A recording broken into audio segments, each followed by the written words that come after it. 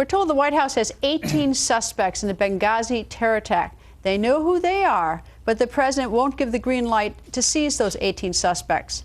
And also a top White House advisor insisting Republicans owe Ambassador Susan Rice an apology. Well, any chance of that happening? Senator Lindsey Graham joins us. Senator, nice to see you, and we repeatedly... Hey, how you doing? Very well. We repeatedly see this. We had a White House representative on the 5 Sunday shows this weekend as well, asking Republicans, I suppose they mean you, for an apology to Susan Rice. Are you going to apologize? Not only does she not deserve an apology from me or anybody else for the way she misled the American people, she deserves to be subpoenaed by the Congress and have to give answers to hard questions, something she's never had to do before. She should apologize to Greg Hicks, the #2 in Tripoli, the #2 guy, second behind Chris Stevens, who said, I quote, "When I heard her testimony, my jaw dropped, my heart stopped, and I've never been more embarrassed." So what do you make of the White House suddenly raising that again? Maybe they didn't raise it. Well, this guy that went out Sunday is just on a different planet. I guess he thinks everybody in the country is stupid. Was she an empty vessel that they could pour misinformation through? She was chosen because she was the most politically compliant person.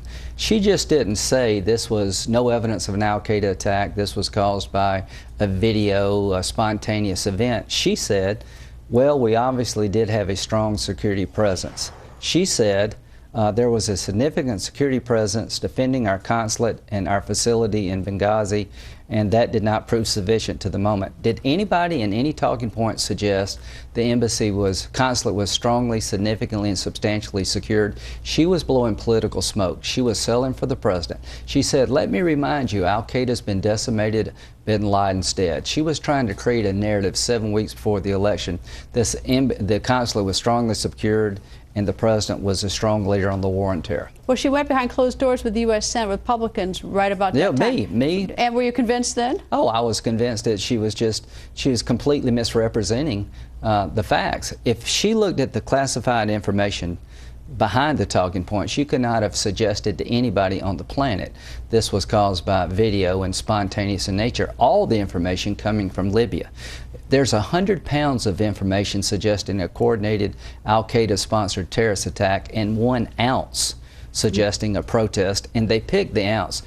Don't lose sight of the fact that the story she told on behalf of President Obama and the administration was the best story they could tell 7 weeks before election, totally disconnected from the facts, and she should be apologizing to Greg Hicks, to all the families involved, and she should be subpoenaed. And I'm going to do everything I can to make sure the president himself has to account for what he did that night. Where was he at months before when the consulate had been previously attacked? And why did he say for 2 weeks after the attack, well, we think this was a protest caused by a hateful video? The president himself needs to account for what he told the American people. All right, let me switch gears a little bit to the fact that Jennifer Griffin reported yesterday that there are 18 people the White House is aware of that are in Libya, and they have not yet green-lighted to go in and seize them with a military action of any sort. I mean, or any action. I don't know what they should do. I've heard that there are people that we know were involved. We know where they're at. And I've heard that the leader of this al-Qaeda affiliate, we know where that person's at. And one of the arguments is, well, we don't have enough evidence to convict them in civilian court, but we could hold them under military law. The idea that we're not in there today asking Libya to go in and help us pick these guys up and put them in prison to interrogate them about what happened in Benghazi and about any future attacks maybe coming our way just blows my mind. Is there, quote, a Libya to talk to? Is Libya? Sure, absolutely. All right, so I mean, so why aren't we asking Libya? I mean, these people killed our 4 Americans. They're 18. We've identified them on tape. That's how they've been identified, on tape by apparently by the CIA. What's the back off? I don't think this president's very interested in finding out the truth about Benghazi. The truth is that this was a coordinated, pre-planned terrorist attack, long time in the making. But the election's over. If your theory well, that is... let me tell you, this will affect his legacy. The American people deserve to applaud President Obama when he went after bin Laden. We got photos, a minute-by-minute scenario of what he did as our commander-in-chief to go after the #1 terrorist in the world. When it comes to explaining his actions that night before and after the attack when 4 Americans were murdered by Al-Qaeda affiliates. We don't know anything he did. We don't know where he was that night. We don't know when he went to bed. We don't know what he did months before when the consulate had been previously attacked. And I want to hear from him. He doesn't have to tell me, but he needs to tell somebody. Why did he say 2 weeks after the attack we thought it was a protest caused by video when there's really no evidence at all to suggest that 2 weeks later? We have 20 seconds left.